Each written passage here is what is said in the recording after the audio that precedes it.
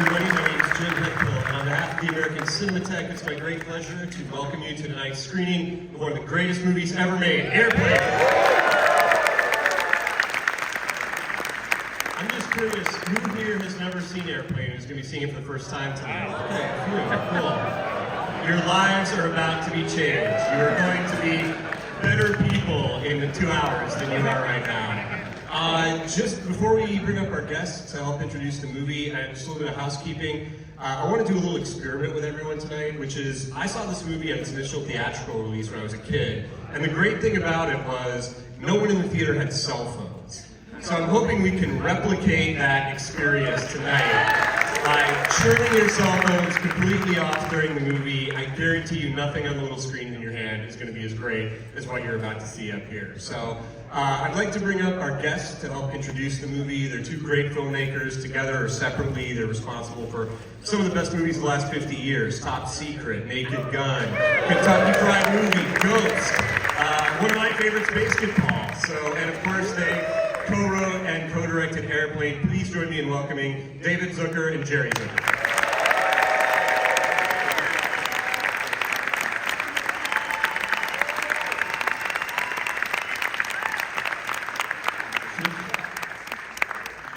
Before, just to get everyone kind of friendly, because you probably don't know each other, I just thought, well, we should do one little thing to kind of help bring people together.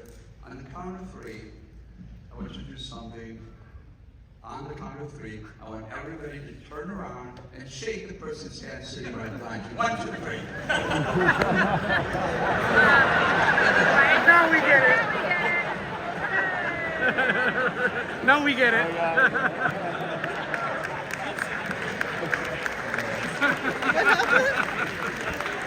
Okay, so they're not that sweet.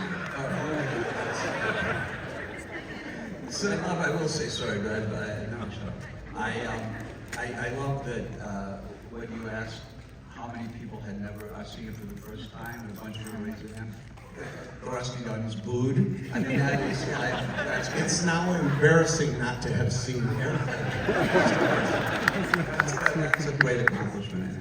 Well, you know, that brings up a question for me, which is, when did you guys know what you had? Because this was your first movie as directors. At what point in the process did you sort of relax and realize, oh, this is working, like we've really got a good movie here? You know, I think we were always too headstrong and too naive to know that, you know, we could ever fail at it. So, you know, we left Milwaukee, we didn't know anybody in LA. And when we saw 0 Hour, that was the basis for Airplane. I don't know if anybody's ever seen it, but if you go on YouTube and put in 0 Hour Airplane, it's scene for scene the exact movie. So, you know, there's not much original except that, you know, we put in the jokes. Really, you should be interviewing Arthur Haley.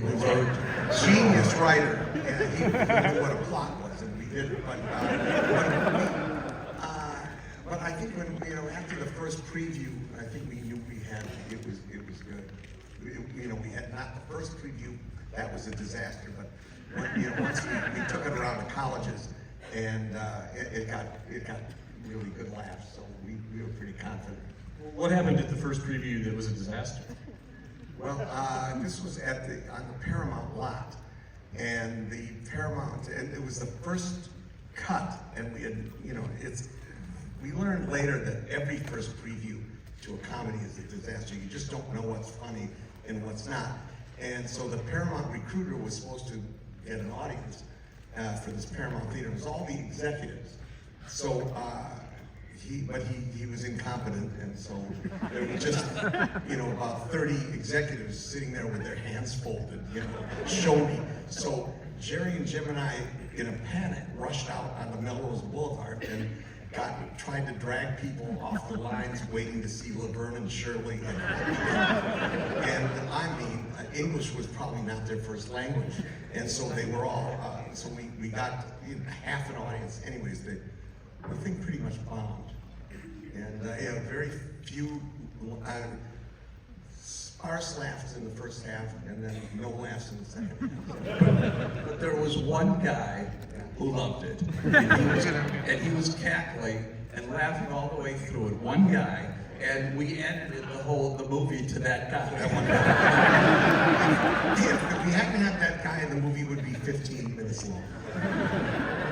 it's unusual for a movie to have, 3 directors credited. So how does that work? How does it work that the 3 of you can actually? Well, it's not pretty like much, that you know, difficult, we it's just we real. we See each other, it's like, well,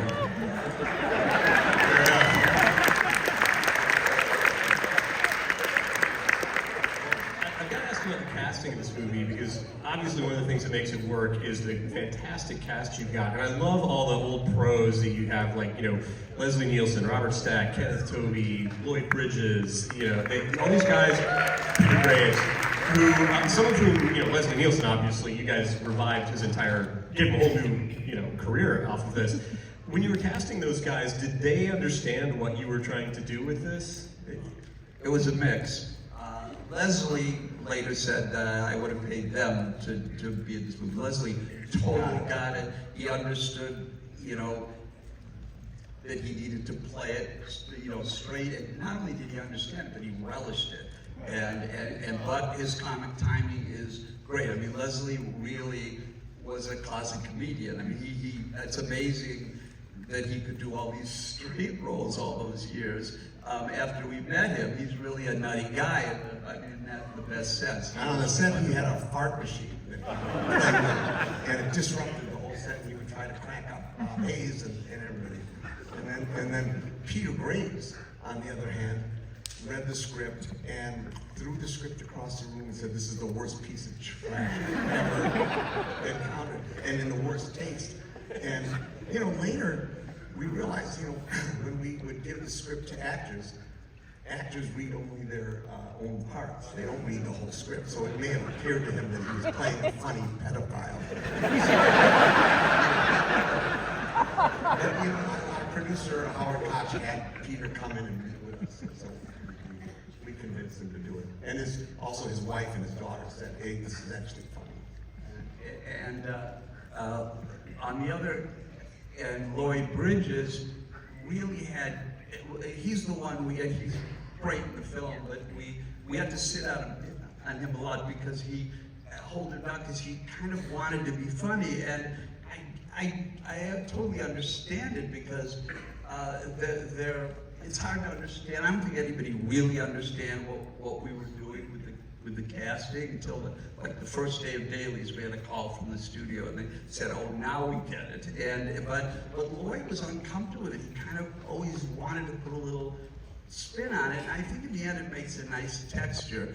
But the Stack, on the other hand, he would just say, "Lloyd, just keep talking. We're the Stooges." But he got it and just and did it. And Peter Graves, I'm not sure he's the greatest guy. And once he was in, he was just in for a penny and for a pound, and he would do, whatever we asked. So it was kind of a range of different sensibilities. Were there any kind of veterans from that era that you guys approached who turned you down? Anyone? Any veterans like Charlton Heston we approached, and Jack Webb, and Ephraim Zimbalist Jr. I mean, people may not remember who these people are now, but they were big names. And in fact, Leslie was not our first choice. He was like the 4th choice. And in fact, he was so unknown that I don't think we even knew what his name was. We knew we wanted the captain of the Poseidon, whoever that guy was. And so we found out his name was Leslie Nielsen, and we were all excited. We thought he would be perfect because he appeared to be absolutely humorless. So we go to our casting director at Paramount, and who had already was brave enough to put his name as casting a comedy starring Robert Stack, Peter Graves, and Lloyd Bridges. And we said, how about Leslie Nielsen?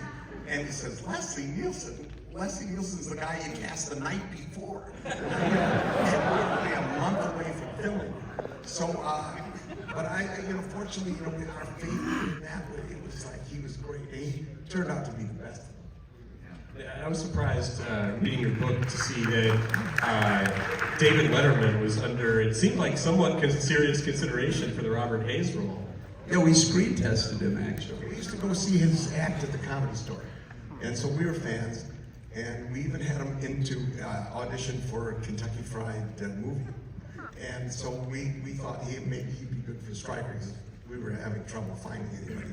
And he never wanted to do it. He, you know, we forced him to screen test. Well, I think his agent said, you know, come on, it's a movie and it's a comedy, it's a good script, you should do it. And I think the thing about David is he didn't want to be an actor, and he isn't an actor. I mean, that's not his personality, and he can't fake stuff, you know. But he was incredibly handsome, movie star handsome on screen, and he's got great timing. So it almost worked, but not quite. But I've never seen anyone so happy to be told that he didn't get the part.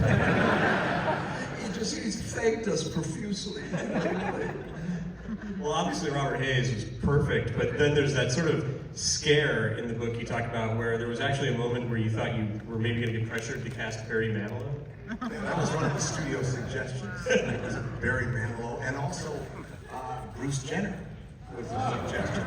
And someone was behind it. We don't know who, but he came in 3 times to read. You know, and Jerry had to work with him, and so the first 2 times he came in to read for Stryker, and the 3rd time for Elaine. And we you know, so we didn't know at the time that there may you know other things operating. When I was watching the movie again, But he was always driving like a woman, you know. So. I was watching the movie again a couple nights ago. I was wondering, so did you guys actually shoot some stuff at LAX? Because it seems like that's something you clearly now, in a post 9/11 world, could not do. I mean, what was the experience like? At the old TWA terminal, and it was a little problematic because they couldn't close down the terminal, so there were people walking through the, you know, Strangers and eating our food too. Yeah, but you know, it's hard to imagine LA in 1979 where it was this sleepy airport. I mean, you know, it just wasn't anything like it is today with all the levels and everything. So we could get away with it.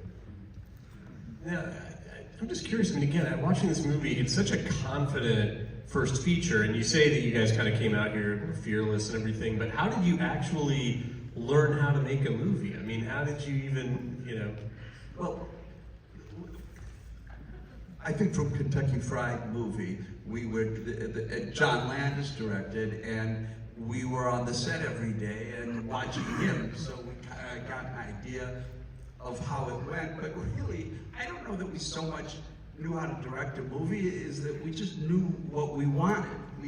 We had I mean, I think sometimes I say to make a successful movie, you have to have a vision of what you want, and you have to be right about it.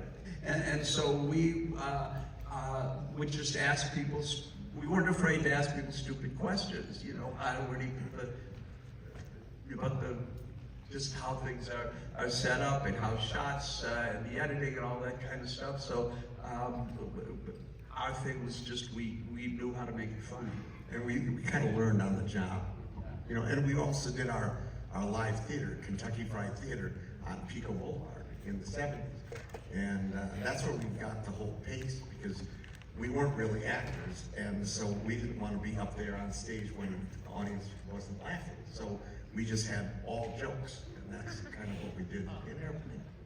Now, in the book it says that you had almost a year-long editorial process on the movie. Why did it take so long to edit it, and what was that experience like? I'm actually not sure. It was, you know, maybe had something to do with the release date, and we just kept doing screenings and doing little, you know, nips and tucks and more screenings, and I think we kind of drove the editor crazy, because normally it's, you know, one director and editor, and they talk about everything, but we would talk among ourselves and probably more use him just for the expertise of how you make something work, what you want to get from one shot to another, and so I think eventually he found Jesus. So he wasn't the kind of person. Yeah, it was trying. But he was a great guy. We liked him. He's a great guy, good editor. But often his suggestions were always wrong. So one time we remember, Jerry and I were arguing about it, and it's got to be this way, got to be this, and then Jerry says, Patrick, what do you think? And Patrick says, well, I would do it Jerry's way, and I go. So, okay, do it David's way. And I feel like that's another interesting kind of challenge for first-time directors is, on the one hand, you want to take advantage of all this knowledge that people have. Everybody you're working with has probably made a lot more movies than you have. And on the other hand, you've got to kind of stick to your guns and know when the editor doesn't know what he's talking about. And I mean, is that just something that was intuitive or instinctive? We had no problem speaking our mind because we had such a clear vision of, we were doing this kind of, had been doing this kind of humor for a long time. This whole thing of making fun of old film or television shows, and just the idea of playing it straight. For some reason, I don't know if it had to do with us all being from Milwaukee or just something we developed together, but and by the time we got to do Airplane, and we've been working on the script for so long, we just knew when it was wrong. When if someone was making a face or delivering a line trying to be funny, or it just took too long to get from one thing to another, and the pace had to be faster. We just kind of, we'd disagree among ourselves a little bit, but then we'd always figure it out, and we'd all be happy with the final conclusion. Well, I know I'm going to wrap things up here because we want to get to the actual movie, but Dave. Oh, that. Maybe people would just like to have us talk for the next.